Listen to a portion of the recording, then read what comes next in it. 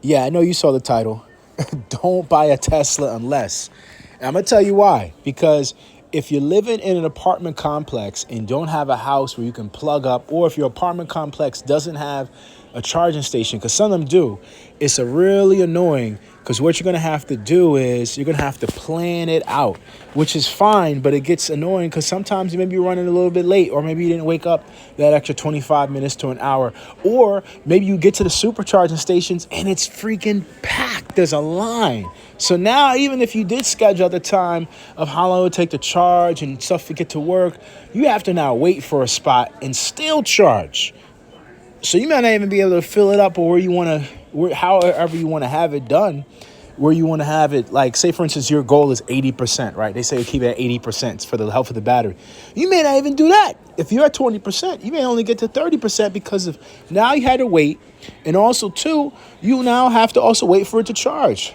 And if you don't precondition it, that's another thing, too. You got to precondition the app, which I don't know if it really works like that because I set it and it's talking about the battery levels are low. We got to take time to, so it's just, to me, that's like I said, we're going to go back to the title. Don't get a Tesla unless you have a house where you could charge it up. Because I can just imagine you charge it, you wake up in the morning, it's fresh, boom, go to work, it's great. You're saving money. You know, your electric bills goes up a little bit. But if you're relying on these supercharging stations, I don't know if anyone's really talking about this, and there's tons of videos on Teslas and stuff like that.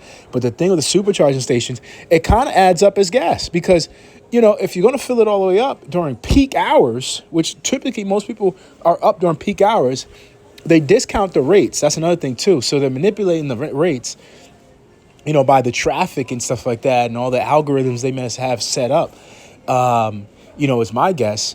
And, you know, after hours, after 12 midnight or, you know, before 8 a.m., it's cheaper. But a lot of people are really up between 8 a.m. and midnight.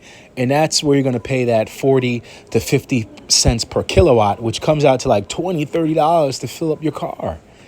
You know, it's ridiculous. Maybe even more, depending on, you know, how busy that charging station is. They have all these different little things they add up on there. So, you know, to me personally, it's the same price as a gas car when you add up the prices and stuff like that.